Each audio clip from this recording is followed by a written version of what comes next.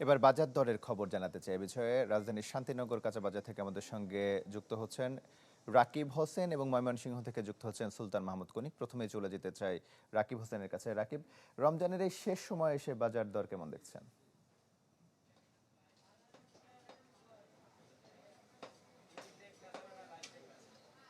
আসলে তোমার মানে সারা বছর গরুর মাংসের যে চাহিদা থাকে সেই চাহিদার সবচেয়ে বেশি চাহিদা থাকে কিন্তু এই রোজার ঈদের আগ মুহূর্তে, অর্থাৎ রোজার ঈদের যে এক সপ্তাহ আগে থেকে মানুষ যে পরিমাণ মাংস কেনার চেষ্টা করে সেটা সারা বছর অন্য সময় আসলে দেখা যায় না।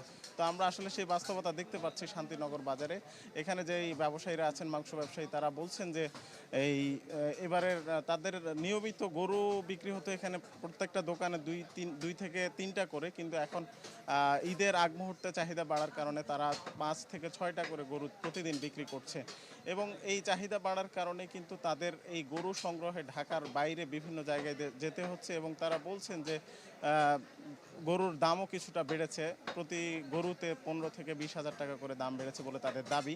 এবং এটার প্রভাব কিন্তু আমরা দেখতে পাচ্ছি গরুর মাংসে, অর্থাৎ গরুর মাংস প্রতি কেজি যেখানে 750 টাকা করে বিক্রি হতো সেটা এখন 800 টাকা ছুঁয়েছে। এবং এই 800 টাকা ছুঁয়ে যাওয়ার কারণে কিন্তু যারা এখন নতুন করে সারা বছর গরুর মাংস কেনেন না কিন্তু এই সময়টাতে কিনতে আসেন, তাদের জন্য একটু কষ্ট হচ্ছে। আমরা একটু আগে একজন ক্রেতার সাথে কথা বলেছি, তিনি বললেন যে পুরো রমজান মাসে তিনি আসলে গরুর মাংস কেনার সুযোগ পাননি, এখন কিনতে এসেছেন কিন্তু দাম বেশি হওয়ার কারণে তার একটু কষ্ট হচ্ছে। আমরা একইভাবে দেখেছি যে খাসির মাংসের দাম কেজিতে 100 টাকা বেড়েছে এবং সব ধরনের মাছের সরবরাহ ভালো থাকলেও সেখানে এক ধরনের বাড়তি দাম আমরা লক্ষ্য করতে পারছি। সেখানে চাহিদা বাড়ার কারণে এই মাছের দামও বেড়েছে। তমাল। রাকিব, আপনাকে ধন্যবাদ বাজার দরের আরো খবর জানাতে। এবার ময়মনসিংহ থেকে যুক্ত হচ্ছেন সুলতান মাহমুদ কনিক। কনিক,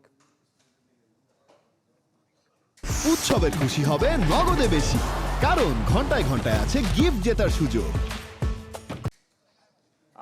তমাল, রমজানের প্রায় শেষের দিকে এসে এখন ময়মনসিংহের যে বাজারগুলি রয়েছে সেখানে সয়াবিন তেলের যে দামটি ছিল, সেই সয়াবিন তেল ভোজ্য তেলের যে দাম সেটি কিন্তু তুলনামূলকভাবে আগের অবস্থায় স্থিতিশীল অবস্থায় রয়েছে।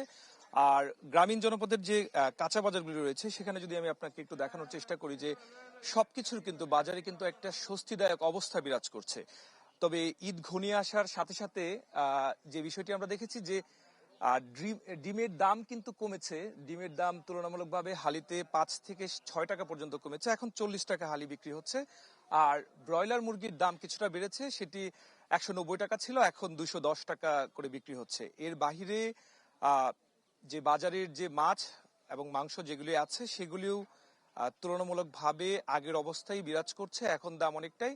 আর পেঁয়াজের বাজার যদি বলি, যে পেঁয়াজ এখন ময়মনসিংহের বাজারে 30 থেকে 35 টাকা কেজি করে বিক্রি হচ্ছে। আলু, ছোট আলু 15 থেকে 17 টাকা কেজি করে বিক্রি হচ্ছে।